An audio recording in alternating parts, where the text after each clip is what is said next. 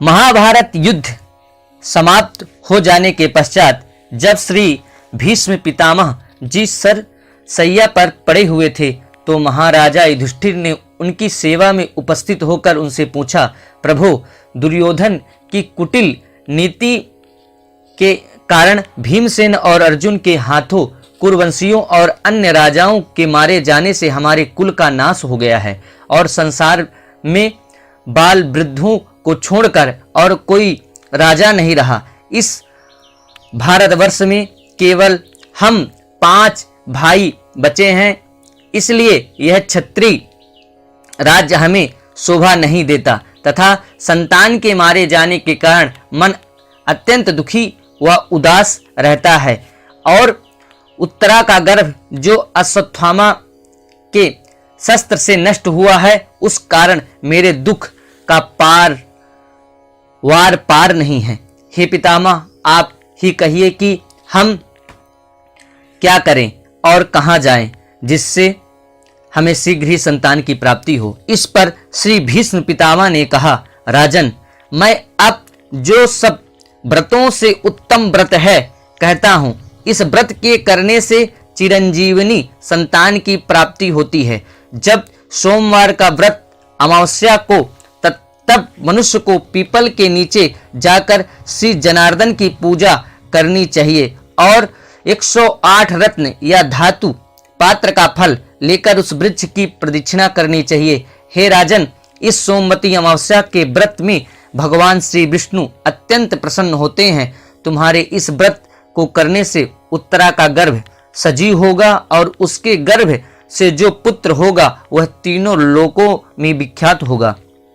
भीष्म पितामह की बात सुनकर युधिष्ठिर बोले, प्रभु, आप इस व्रत की व्याख्या कीजिए और आप यह बताइए कि मृत्युलोक में इस व्रत ने किस प्रकार प्रसिद्धि पाई और यह व्रत यहाँ पर किस किस ने किया और इसके करने से क्या फल मिला। श्री भीष्म पितामह कहने लगे, कांची नामक एक बहुत बड़ा नगर था। उस नगर के राजा का नाम रत्नसेन था। उसके राज्य में प्रजा सुखी थी। कांची नगर में एक देव स्वामी ब्राह्मण रहता था जिसकी स्त्री अत्यंत सुंदर थी। उसका नाम धनवती था। देव स्वामी के 7 पुत्र और एक रूपवती कन्या हुई जिसका नाम माता पिता ने गुणवती रखा।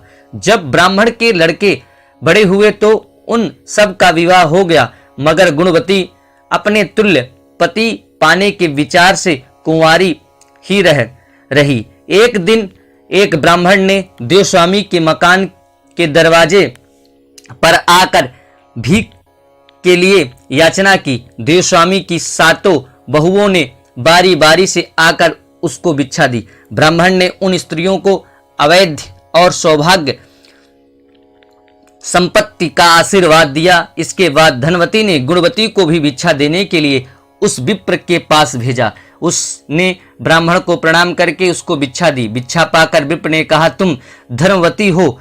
इस आशीर्वाद को पाकर गुणवती ने अपनी माता से बताया।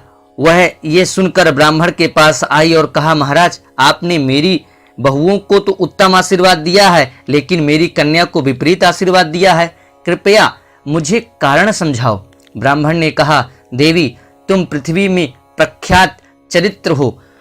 तुम्हारी कन्या को यथा योग्य आशीर्वाद दिया है। गुणवती अपने विवाह के मध्य में विधवा हो जाएगी, इसलिए इससे जहां तक धर्माचरण हो यह करे।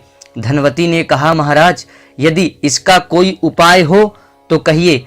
ब्राह्मण ने कहा, देवी, जब सोमा हमारे घर में आवे तो उसकी पूजा से इसके वैधव्य का नाश होगा, इसलिए मैंने तुम धर्मवती हो कहकर कन्या को आशीर्वाद दिया है। धनवती ब्राह्मण की यह बात सुनकर चिंतित हो गई और उसको बार बार प्रणाम करके कहने लगी, महाराज, जिस सोमा के आने से वैधव्य का नाश होता है वह कौन है? उसकी जाति क्या है?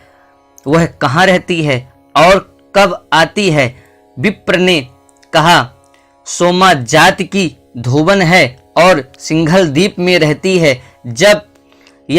जब तुम्हारे घर आएगी तो गुणवती का वैधव्य नाश होगा। इतना कहकर वह ब्राह्मण वहां से चला गया।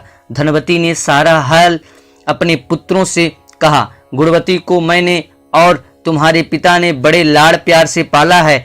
अब यह सोमा के आने पर वैधव्य छूट सकती है।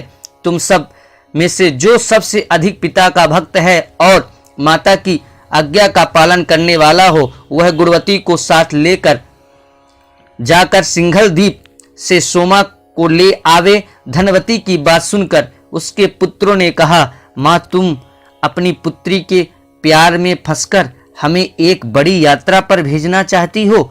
मार्ग में 100 योजन का विस्तृत समुद्र है, इसलिए हम असमर्थ हैं। अपने पुत्रों की यह बात सुनकर देवस्वामी ने कहा, हाय, मैं 7 पुत्र होते हुए भी, मेरे जो 7 पुत्र हैं होते हुए भी अपुत्रवत हूं। भला अपनी प्यारी पुत्री को विधवा कैसे देख सकता हूं। देवस्वामी को इस प्रकार क्रोध में भरा हुआ देखकर उसके सबसे छोटे पुत्र श्री स्वामी ने कहा, पिताजी, आप क्रोध न कीजिए। मेरे होते हुए आपको सिंघल द्वीप जाने की आवश्यकता नहीं पड़ेगी। अतएव गुणवती को साथ लेकर मैं वहां जाऊंगा और कष्ट से छुड़ाऊंगा। इतना कहकर और माता पिता के चरणों में सिर झुकाकर श्री स्वामी अपनी बहन गुणवती को साथ लेकर सिंघल द्वीप को रवाना हो गया। कुछ दिन चलने के पश्चात वे बहन भाई समुद्र के तट पर पहुंचे और वहीं पर उन्होंने एक बरगद का बहुत बड़ा वृक्ष देखा। खोड़र में एक गिद्ध अपने परिवार के साथ रहता था। श्री स्वामी और गुणवती दोनों एक दिन के लिए उसी पेड़ के नीचे ठहरे। गिद्ध ने अपने बच्चों को लाकर जब भोजन दिया तो उन्होंने नहीं खाया। इस पर गिद्ध ने अपने बच्चों से पूछा, बच्चों, क्या बात है जो तुम भूखे होने के बावजूद भोजन नहीं कर रहे हो? मैं तो तुम्हारे खाने के लिए बड़ी अच्छी किस्म का माल लाया हूँ। यह सुनकर गिद्ध के बच्चों ने जवाब दिया, पिताजी, इस वृक्ष के नीचे 2 मनुष्य आकर ठहरे हैं।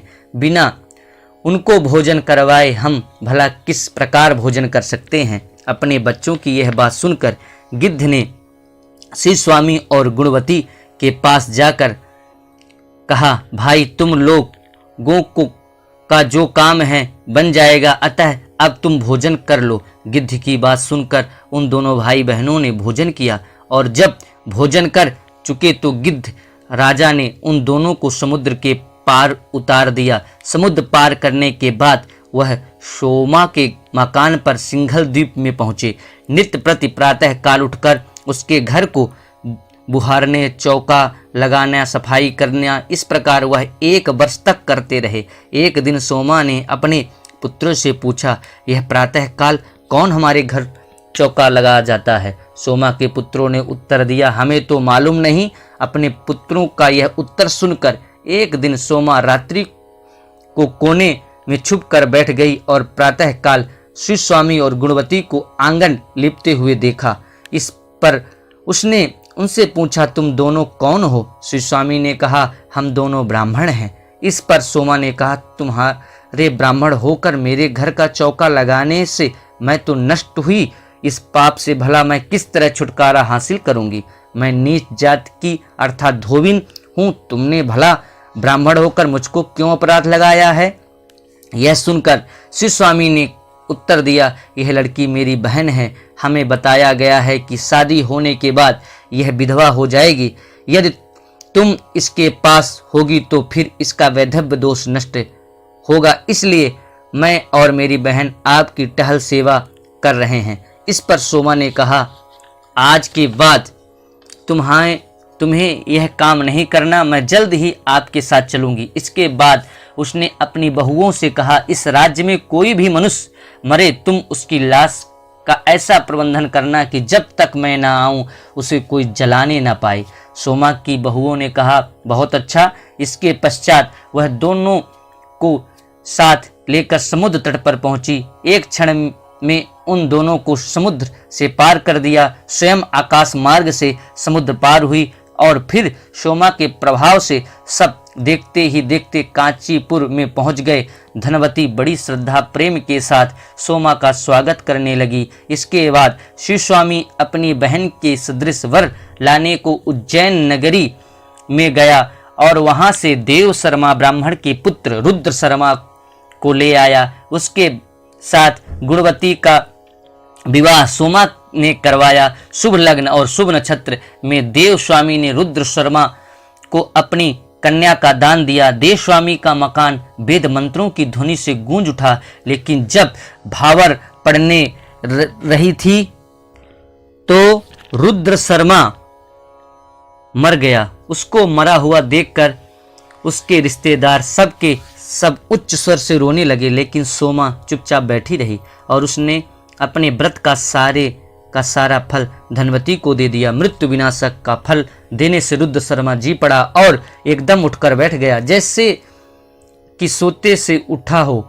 इस तरह विवाह संपन्न होने के पश्चात गुणवती अपने पति के साथ उज्जैन नगरी को चली गई और सोमा भी अपने व्रत का फल देने के बाद हंसी खुशी सिंघल द्वीप पहुंच गई। अब उधर की सुनिए, सोमा के सब पुत्र मर गए, फिर उसका पति और दामाद मर गया। मार्ग में आते हुए सोमा के मरे हुए को जिलाने वाली सोमवार युक्त अमावस्या तिथि पड़ी। रास्ते में रुई की गठरी सिर पर रखे हुए एक बुढ़िया को देखा जो कि रोती हुई चली जा रही थी। बुढ़िया ने उससे कहा, पुत्री मेरे सिर पर रखे हुए भार को उतार दे, फिर मैं भी तुम्हारे साथ चलूंगी। सोमा ने उत्तर दिया, माई आज सोमवती अमावस्या है, आज के दिन मूल तेल और रुई को मैं स्पर्श नहीं करती। जब सोमा तनिक और आगे बढ़ी तो उसे नदी के तट पर एक पीपल का वृक्ष दिखाई दिया। उस वृक्ष के नीचे बैठकर उसने भगवान विष्णु की पूजा करके कंकड़ियां लेकर उस पेड़ की 108 प्रदक्षिणाएं की।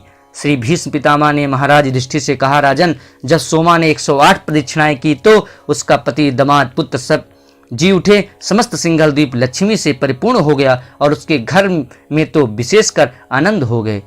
जब वह घर पहुंची तो अपने पति, पुत्रों तथा माता की जीवित देखकर अत्यंत प्रसन्न हुई। उसकी बहुओं ने उसको नतमस्तक होकर प्रणाम कर उससे पूछा, माँ जी, आपके जाने के बाद आपके पति, जमाता और पुत्र सब मर गए थे, वह भला अब किस तरह जी उठे? सोमा ने कहा, मैंने अपने व्रत का फल गुणवती को दे दिया था, उसी के कारण मेरे पुत्र, पति और जमाता सब मर गए थे।